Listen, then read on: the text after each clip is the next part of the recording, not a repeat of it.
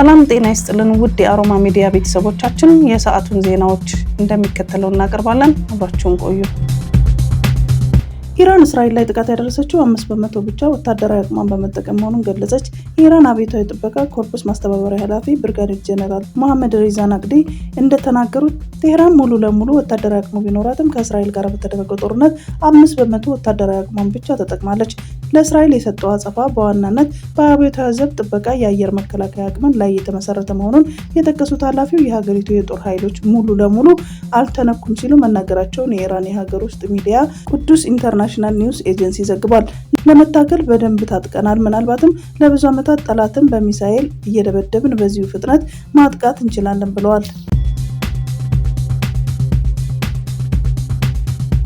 የአሜሪካ ፕሬዝዳንት ዶናልድ ትራምፕ እስራኤል ለ60 ቀናት የተኩስ አቁም ስምምነትን ለማጠናቀቅ በሚያስፈልጉት ቅድመ ሁኔታዎች ላይ መስማማቷን አስታወቁ። ፕሬዝዳንቱ እስራኤል ለ60 ቀናት የሚቆየውን የተኩስ አቁም ስምምነት ለማጠናቀቅ የሚያስፈልጉትን ቅድመ ሁኔታዎች ተስማምታለች። በዚህ ጊዜ ውስጥ ጦርነቱን ለማስቆም ከሁሉም ወገኖች ጋር እንሰራለን ሲሉ በማህበራዊ ሚዲያ ገጻቸው ላይ ጽፈዋል። ትራምፕ አክለውም ሰላምን ለማምጣት ጠንክረው የሰሩት ኳታርና ግብጽ ይህንን የመጨረሻ ሀሳብ ያቀርባሉ። ለመካከለኛ ምስራቅ መልካምነት ሲባል ሐማስ ይህንን ስምምነት እንደሚቀበል ተስፋ አደርጋለሁ፣ ምክንያቱም ከዚህ የተሻለ ነገር አይኖርም፣ ከዚህ የባሰ እንጂ በማለት ማስጠንቀቂያ ሰጥተዋል። ይህንን የትራምፕ መግለጫ በጋዛ ያለውን ግጭት ለማስቆም በሚደረገው ጥረት ውስጥ ወሳኝ ምዕራፍ ሊሆን እንደሚችል ይጠበቃል። በህንድ አንድ ፋብሪካ ላይ በደረሰ የእሳት አደጋ 39 ሰዎች ህይወታቸው አለፈ። በደቡባዊ ህንድ በሲጋቺ ኢንዱስትሪዎች የኬሚካል ፋብሪካ ላይ በደረሰው ፍንዳታና የእሳት አደጋ 39 ሰዎች ህይወታቸው ማለፉ ተገለጸ። በደረሰው አደጋ 34 ሰዎች ቀላልና ከባድ ጉዳት ደርሶባቸው ወደ ሕክምና መወሰዳቸው ተጠቅሷል። የሀገሪቱ መንግስት ጉዳዩን ለማጣራት ተቋሙ የሚገኝበትን የቴላንጋና ግዛት ላይ ኮሚቴ ማቋቋሙን ነው የገለጸው። የቴላንጋና የእሳት አደጋ ምላሽ አገልግሎት ዳይሬክተር ጂቪ ናራያና ራኦ ህንፃውን ሙሉ ሙሉ እንደፈረሰ ፍርስራሹን በማጽዳት የነፍስ አድን ስራ እየተሰራ ነው ብለዋል። የአካባቢ ፖሊስ አካላት አደጋው በተከሰተበት ወቅት ከ140 በላይ ሰዎች በፋብሪካው ውስጥ እየሰሩ እንደነበረ ተናግረዋል። የእሳት አደጋው መንስኤ እስካሁን በግልጽ አለመታወቁን የዘገበው ቢቢሲ ነው።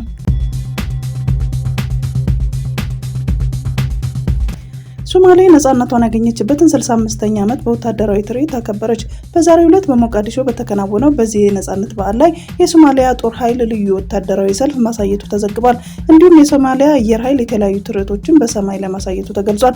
6 የሶማሊያ ሄሊኮፕተሮች በተሳተፉበት በዚህ ትርኢት ሄሊኮፕተሮቹ እንኳን ለነጻነት ቀን አድረሳቸው የሚሉ ወረቀቶችን መበተናቸውን ሂራን ኒውስ በቀረበው ዘገባ አስረድቷል።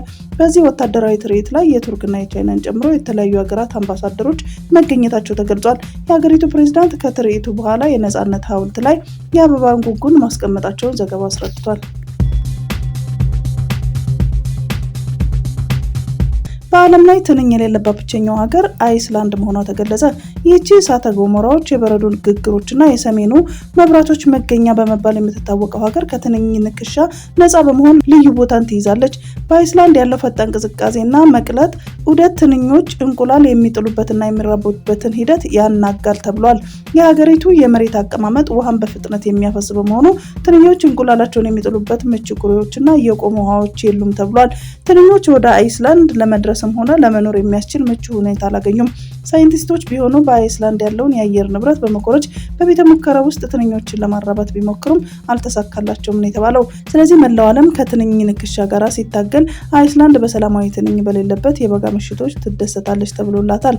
የሚረጩ ጸረ ትንኝ ኬሚካሎችም ሆኑ መብራቶች አያስፈልጓትም። ንጹህና ከትንኝ የጸዳ አየር ብቻ ነው ያለው ተብሏል። የትራምፕ አዲስ የሽቶ ምርቶች ለገበያ ቀረቡ። በቅርቡ አዲስ የሞባይል ስልክ አገልግሎት ያስተዋወቀው የትራምፕ ድርጅት አሁን ደግሞ ቪክቶሪ 45 እና 47 የተሰኘውን አዲስ የወንድና የሴት ሽቶዎች ምርቶችን ለገበያ ማቅረቡን ኒውስማክስ በዛሬው ዘገባው አመላክቷል።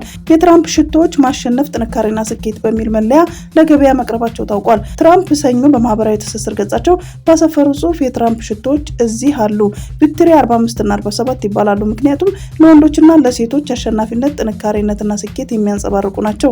ራሳችሁ ውሰዱ፣ ለምትወዷቸው ሰዎችም መውሰዳችሁን አትርሱ፣ ተደሰቱ፣ ተዝናኑ፣ ማሸነፋችሁን ቀጥሉ ሲሉ ምርቱን አስተዋውቀዋል። ቪክትሪ 45 እና 47 በሚል የተሰየመው አዲሱ የሽቶ ምርት የትራምፕን የአሜሪካ 45ኛና 47ኛ ፕሬዝዳንትነትን የሚዘክር እንደሆነ ተጠቁሟል።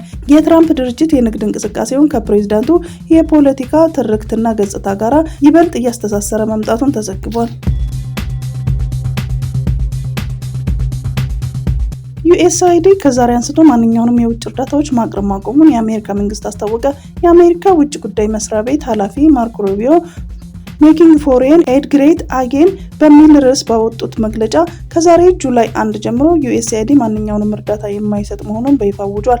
ከዚህ በኋላ ለውጭ ሀገራት የሚደረጉ እርዳታዎች የአሜሪካን ጥቅም በሚያስጠብቁና ከአሜሪካን አስተዳደር ፖሊሲ ጋር በሚጣጣሙ ሁኔታዎች በውጭ ጉዳይ መስሪያ ቤቱ በኩል እንደሚከናወኑ አስረድቷል። እርዳታዎቹ የበለጠ ተጠያቂነት፣ ስትራቴጂና ቅልጥፍና የሚቀርቡ ይሆናሉ ያሉት ማርኮ ሩቢዮ ከዚህ ቀደም ዩኤስአይዲ ራሱን እንደ ለጋሽ ድርጅት አድርጎ ይቆጥር እንደነበረ ገልጿል። ዩኤስአይዲ የአሜሪካን ፍላጎት ማስፈጸሚያ መሳሪያ መሆኑን በመዘንጋትም አንዳንዴ ጸረ አሜሪካ አቋም ላላቸው ሀገራት ድርጅቶችና ቡድኖች እርዳታ ያቀርብ እንደነበረ የጠቀሱት ሚኒስትሩ ከዛሬ ጀምሮ ይህንን ታሪክ አክትሟል ብለዋል።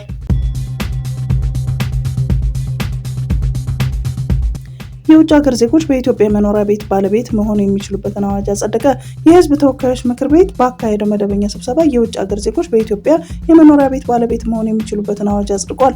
ከዚህ ቀደም የውጭ ዜጎች በኢትዮጵያ የማይንቀሳቀሱ ንብረት ባለቤት እንዲሆኑ የሚፈቅደውን ረቂቅ አዋጅ ስያሜ የውጭ ዜጎች የመኖሪያ ቤት ባለቤትነት የሚሆንበትን አዋጅ ወደሚል ስያሜ ተቀይሮ ነው የጸደቀው። የሕዝብ ተወካዮች ምክር ቤት ዛሬ ባካሄደው መደበኛ ስብሰባ በአዋጁ ላይ ከተወያየ በኋላ በ4 ድምፅ ተአቅቦ በአብላጫ ድምፅ የውጭ ዜጎች የመኖሪያ ቤት ባለቤት የሚሆኑበትን ረቂቅ አዋጅን አጽድቋል። አዋጁ በኢትዮጵያ የውጭ ምንዛሬ ግኝትን ለማሳደግ፣ የሪል ስቴት ዘርፉን ለማነቃቃት፣ የውጭ ቀጥታ ኢንቨስትመንትን ለመሳብ፣ ዲፕሎማሲን ለማጠናከር እና ሌሎች ጥቅሞችን እንዳሉትም ገልጸዋል። ዱባይ የአየር ላይ ታክሲ ሙከራ በረራ አደረገች። ዱባይ በመካከለኛው ምስራቅ የመጀመሪያውን በኤሌክትሪክ የሚሰራ የአየር ላይ ታክሲ ሙከራ አደረገች። ሙከራው የኤሚሬትስ መንገዶች ባለስልጣን መቀመጫውን አሜሪካ ካደረገው ጆቢ አቪዬሽን ጋር በመተባበር ለዚሁ ዓላማ በተመረጠ በረሃማ አካባቢ መደረጉን ጆዋን የዜና አውታር አስነብቧል። የአየር ላይ ታክሲ ሙከራ ዱባይ መጪውን ዘመን የሚመጥን የትራንስፖርት አገልግሎት ለማስተዋወቅ ያላትን ቁርጠኝነት ያሳያል ሲሉ ሼህ ሐምዳን ቢን ሙሐመድ ቢን ራሺድ አል ማክቱም ተናግረዋል። ታክሲዎቹ በሰዓት እስከ 320 ኪሎ ሜትር መብረር ይችላሉ የተባለ ሲሆን እስከ 360 ኪሎ ሜትር ድረስ የማካለል አቅም እንዳላቸውም ተዘግቧል። መንደርደር ሳያስፈልጋቸው በቀጥታ ብድግ ብለው እንደሚበሩ የተነገረላቸው በራሪ ታክሲዎች ሲያስፈልጉን ያለምንም ማንዣበብ ፌርማታቸው ላይ ያርፋሉ ተብሏል። ፓይለቱን ሳይጨምር እያንዳንዳቸው 4 ሰዎች የመቀመጫ አቅም ያላቸው በራሪ ታክሲዎች ህዝብ ለሚበዛባቸውና ለሚጨናነቁ ከተሞች ፍቱን መድኃኒት ናቸው ተብሏል። በዱባይ ዓለም አቀፍ ኤርፖርት አቅራቢያ እንደ አውሮፓውያን አቆጣጠር በ2026 የአየር ላይ ፌርማታ ለመክፈት መታቀዱንም የኤሚሬት መንገዶች ባለስልጣን የቻይና የዜና አውታር ጆዋን አስነብቧል። ቱርክ በከባድ የሰደድ እሳት እየታመሰች መሆኑን፣ የአውሮፓ ሀገራት በከባድ ሙቀት እየተቃጠሉ መሆኑን ተነገረ።